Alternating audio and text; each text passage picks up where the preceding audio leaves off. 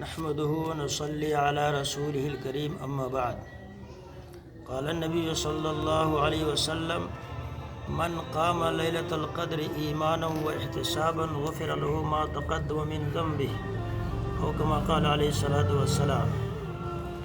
لیلۃ القدر میں جو شخص ایمان کے ساتھ ثواب کی نیت سے قیام کرے اس کے پچھلے سارے گناہ معاف ہو جاتے ہیں۔ فیہ لیلۃ خیر من الف شہر، رمضان میں ایک ایسی رات ہے جو 1000 مہینے سے بہتر ہے۔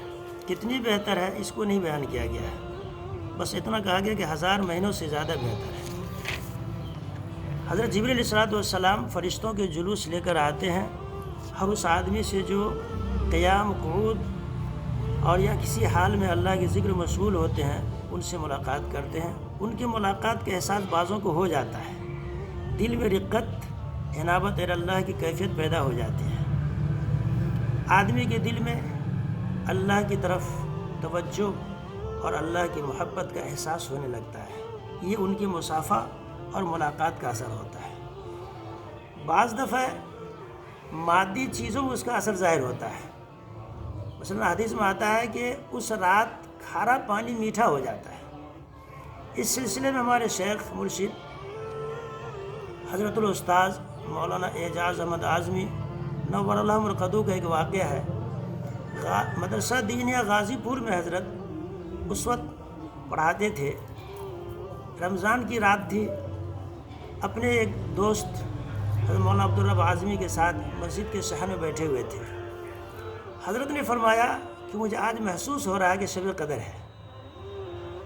تو ان کے ساتھی مولانا عبدالرب صاحب اعظمی چپکے سے اٹھے اور مدرسے کے احاطے میں ایک کنواں تھا جس کا پانی انتہائی کھارا تھا، اتنا نمکین تھا کہ زبان پر رکھا نہیں جاتا تھا۔ حضرت مولانا اعظمی اس کنواں سے پانی نکال کے لے آئے اور جو لوگ مجلس میں بیٹھے ہوئے تھے ان سب کو دے دیا۔ سب نے اس پانی کو پیا، ذرہ برابر بھی نمک کا اثر نہیں تھا، ایک دم میٹھا اور شیریں تھا۔ تو اب تو مادی طور پر محسوس ہو گیا اور ظاہری علامت ظاہر ہو گئی کہ واقعتاً جو ہے آج شب قدر ہے۔ پھر مولانا نے فرمایا کہ بھائی اب تو اس میں کوتاہی نہیں کرنی چاہیے اور اب جو ہے ہم لوگوں کو واقعی جو ہے آج کی رات کو وصول کرنا چاہیے۔ یہ ایک علامت ہے اور اس علامت کا تجربہ بھی ہو گیا۔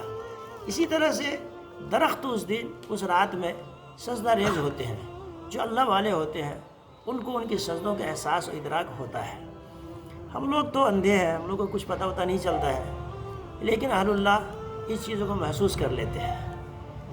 انہیں اللہ والوں کا ایک تجربہ ہے کہ جب رمضان بدھ کے دن سے شروع ہو تو شب قدر 29ویں رات کو ہوتی ہے۔ یہ ان بزرگوں کا تجربہ ہے، اس لیے آج کی رات خوب محنت کریں اور آخری شب ہے یہ شب قدر کی، اس میں ممکن ہے اللہ تبارک و تعالی ہمیں یہ نصیب فرما دے۔ اور آدمی جب اخلاص کے ساتھ محنت کرے گا تو نہ بھی ہو شب قدر تب بھی اللہ تعالیٰ اس کو اس کے حق میں شب قدر بنا دیتے ہیں۔ جب آدمی اخلاص کے ساتھ محنت کرتا ہے تو اللہ کی قدرت میں سب کچھ ہے، اس لیے آج کی رات کو ضائع نہ کریں اور بزرگوں کے تجربات کی روشنی میں آج قوی توقع ہے کہ آج شب قدر ہو، لہذا آپ لوگ آج کی رات میں خوب محنت کریں، ملک کے حالات کے لیے بھی اور اپنے لیے بھی، اور خاص طور سے اپنی آخرت کے لیے اللہ ہم لوگ کو توفیق عطا فرمائے۔ آمین۔ ٹھیک